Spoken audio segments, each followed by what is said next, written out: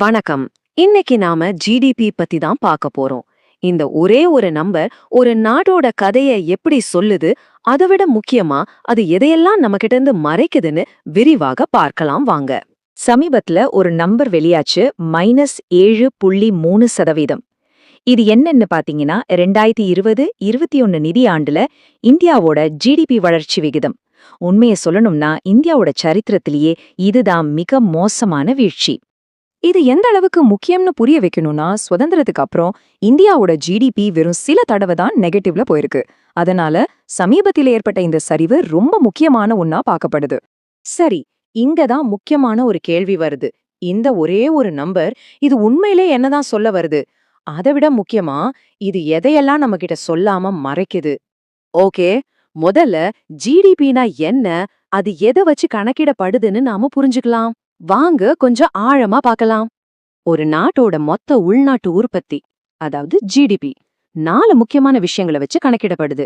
1, மக்கள் எவ்வளவு செலவு பண்றாங்க. 2, நிறுவனங்கள் எவ்வளவு முதலீடு செய்யுது. 3, அரசாங்கம் எவ்வளவு செலவு பண்ணுது. 4, ஏற்றுமதிக்கும் இறக்குமதிக்கும் உள்ள வித்தியாசம். இதுல ஒரு சுவாரஸ்யமான விஷயம் இருக்கு பாருங்க. ஒருவேளை மக்கள் செலவு பண்றது ரொம்ப குறைஞ்சு போனாலும் கூட அரசாங்கம் தன்னோட செலவுகளை அதிகரிச்சா மொத்த ஜிடிபி நம்பர் பாக்குறதுக்கு அவ்வளவு மோசமா தெரியாது. அதாவது பொருளாதாரத்தோட உண்மையான வலி மறைக்கப்படலாம். இது ஒரு முக்கியமான விஷயத்த சுட்டி காட்டுது இல்லையா? எல்லா செலவும் ஒண்ணு கிடையாது. அரசாங்கம் பணத்தை எப்படி செலவு பண்ணுதுங்கிறது மக்களை நேரடியா பாதிக்கும். அதுதான் இங்க ரொம்ப முக்கியம்.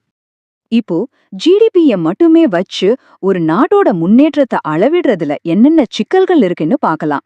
சில சமயம் இது ரொம்ப விசித்திரமான முடிவுகளையும் காட்டும். ஒரு உதாரணம் சொல்றேன் கேளுங்க. அரசாங்கம் ரொம்ப மோசமான ஒரு ரோடு போடுறாங்கன்னு வச்சுக்கோங்க. இதனால ஜிடிபி அதிகமாகும். ஆனா அந்த ரோடு ஒரே மாசத்துல உடைஞ்சு போயிடுது. இப்போ அதை சரி பண்றதுக்கு அரசாங்கம் மறுபடியும் செலவு பண்ணுது. அப்போ ஜிடிபி மறுபடியும் அதிகமாகும். இந்த மாதிரி திரும்ப திரும்ப நடந்தா ஜிடிபி பாட்டுக்கு ஏறிட்டே தான் இருக்கும். யோசிச்சு பாருங்க, ஒரு நல்ல ரோடு போடுறதை விட இப்படி ஒரு மோசமான ரோட திரும்ப திரும்ப போடுறது ஜிடிபிக்கு நல்லதுங்கிறது எவ்வளவு விசித்திரமா இருக்கு. அதே மாதிரிதான் நமக்கு கிடைக்கிற இலவச சேவைகளோட மதிப்பா ஜிடிபி கணக்குல எடுத்துக்கிறதே இல்ல.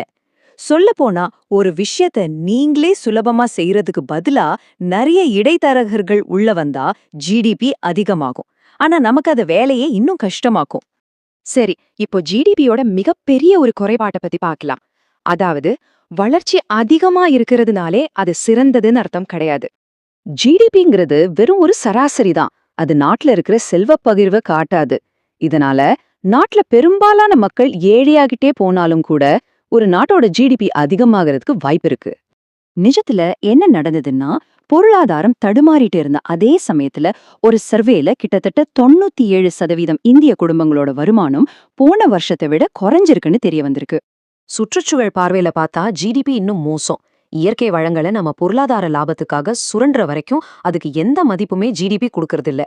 ஒரு காடு அப்படியே இருந்தா அதோட மதிப்பு 0. ஆனா அதை அழிச்சா ஜிடிபி அதிகமாகும். இது ரொம்ப விபரீதமான ஒரு விஷயத்த உருவாக்குது. ஒரு பிரச்சனைய உருவாக்கிட்டு அப்புறம் அந்த பிரச்சனைக்கு ஒரு தீர்வை விக்கிறது, இந்த ரெண்டுமே ஜிடிபி நம்பரை அதிகமாக்கும். உதாரணத்துக்கு காத்த மாசுபடுத்திட்டு அப்புறம் ஆக்சிஜன் சிலிண்டர் விக்கிற மாதிரி. அப்போ இவ்ளோ குறைகள் இருக்கிற ஜிடிபி டேட்டாவா நாம மொத்தமா புறக்கணிச்சிடலாமா?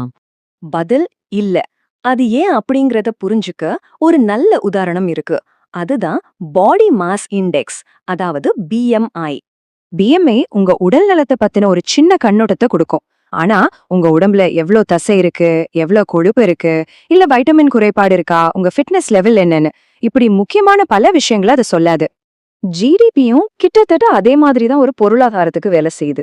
அது ஒரு நல்ல ஆரம்ப புள்ளி தான். ஆனா அதை மட்டுமே வச்சு ஒரு நாட்டோட உண்மையான நிலவரத்தை தெரிஞ்சுக்க நினைக்கிறது ரொம்ப தவறான, முழுமையற்ற ஒரு பார்வை. அப்போ ஒரு முழுமையான சித்திரம் வேணும்னா நாம ஜிடிபியோட சேர்த்து மத்த சில முக்கியமான குறியீடுகளையும் பார்க்க வேண்டியது அவசியம். மனித மேம்பாடு, நாட்டுல நிலவர அமைதி, சுற்றுச்சூழலோட ஆரோக்கியம், மக்கள் கிட்ட இருக்கிற ஏற்ற தாழ்வு, இந்த மாதிரி விஷயங்கள் எல்லாம் ஒரு நாட்டோட வெற்றிய பத்தி இன்னும் ஆழமான, துல்லியமான ஒரு பார்வையை நமக்கு கொடுக்கும். கடைசியா இது நம்மள ஒரு முக்கியமான கேள்விக்கு கொண்டு வந்து நிறுத்துது.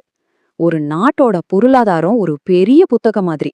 அதுல ஒரே ஒரு நம்பரை மட்டும் பாக்குறது அந்த புத்தகத்தோட ஒரே ஒரு பக்கத்தை மட்டும் படிக்கிற மாதிரி.